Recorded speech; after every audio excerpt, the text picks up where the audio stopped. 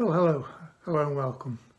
It's been a while since I've done a video of this type, so let's crack on. The subject of this video is going to be Paul McCartney and his non-album singles from the 1970s. So I'm going from 1971 through to 1979, and none of these singles appeared on a UK album. Including B-sides. So shall we make a start? Yes, please. Okay. The first one from 1971 was Another Day, and back on the B-side was Oh Woman Oh Why. This was a hit in 1971 and it got to number 2, so it was a good start for Paul. I've also got an advert which appeared in the New Musical Express for Another Day. There we go. This is from February the 27th, 1971. I used to read the NME every week. I cut this out in 1971, and somehow it survived 50 odd years. Right. Next single, the follow-up single, was Give Ireland Back to the Irish. And the B-side, Give Ireland Back to the Irish version, in brackets, instrumental. Now this was a hit in 1972, got to number 16.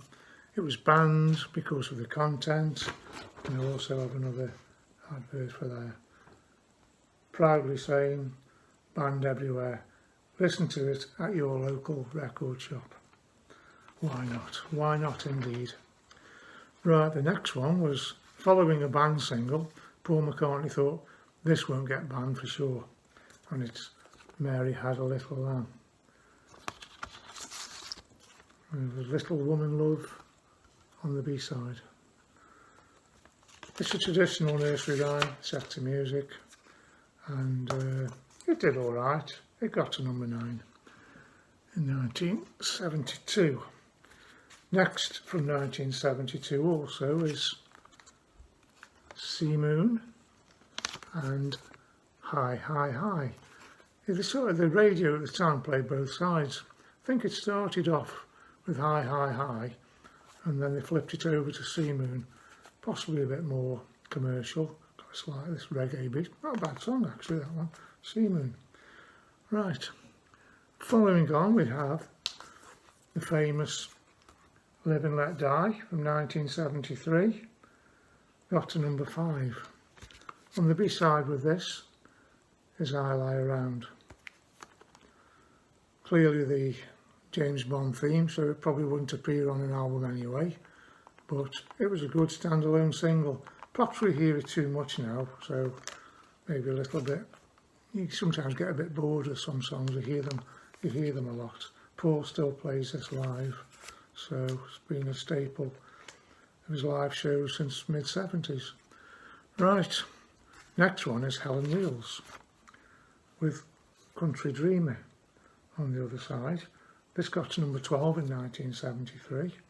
I believe Helen Wheels was on the US version of Band on the Run. Personally, I prefer the Band on the Run without this, but it's what you get used to.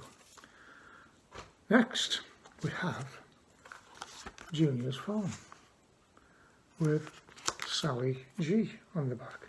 This got to number 16 in 1974, so Paul was still doing reasonably okay with the singles up to this point, getting into the top 20.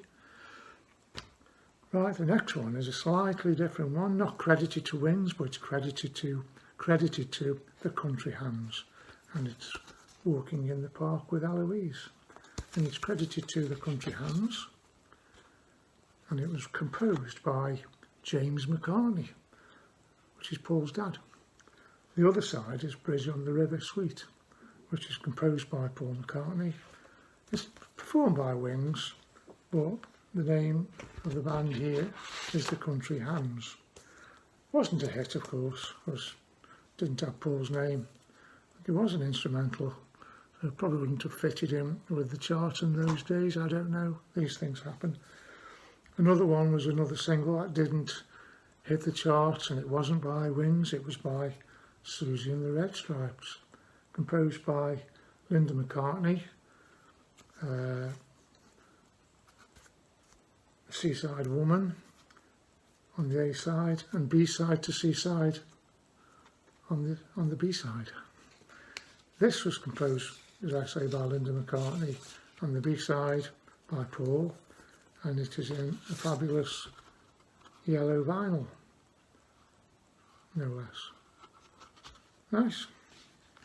Nice collection, nice to have in my collection. Don't collect singles anymore. I didn't really collect singles after 1980 or thereabouts. I just tended to buy in the 70s singles that weren't on albums, such as these. Right, the next one is a biggie, a proper biggie. Mull of Kintyre. This was #1 for years. Girls' School on the back. I think Girls' School was originally going to be the A-side, and then I think people were picking up on Mull of Kintyre. Got to #1, of course, 1977. It was Christmas time, #1 for weeks and weeks and weeks. Up till that point, this was the biggest ever selling single. So Paul did extremely well with this one.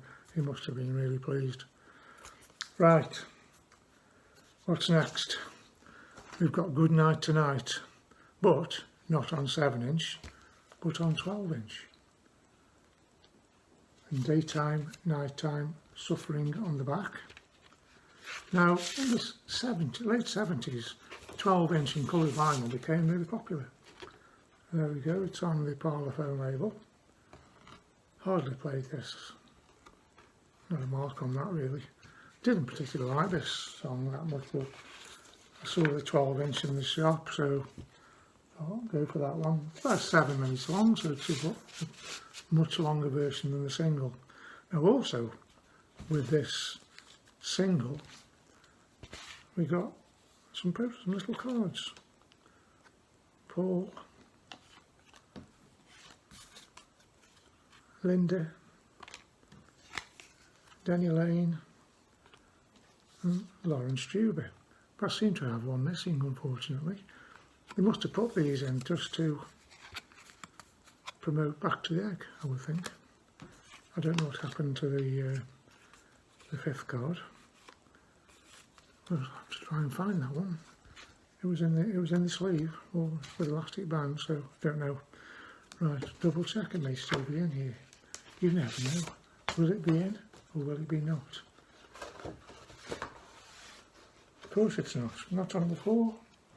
No, it hasn't slipped out. It's disappeared.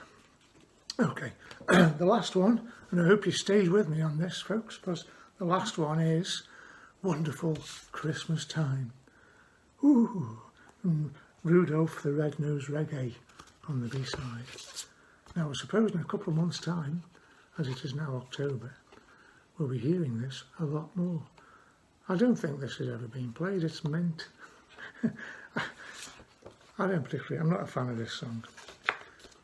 But I do like a lot of Christmas songs, but this one doesn't do it for me very much. I bought it because it was Paul McCartney and I was a completist at that time. So that's my excuse. Okay, we're done. Thanks for stopping by. Thanks for stopping with me till the end, I hope.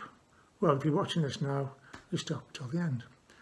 Please subscribe, and please comment, and give me a like or a thumbs up or whatever it is they call it, ring the bell, I don't know. Right, see you again soon. Bye bye.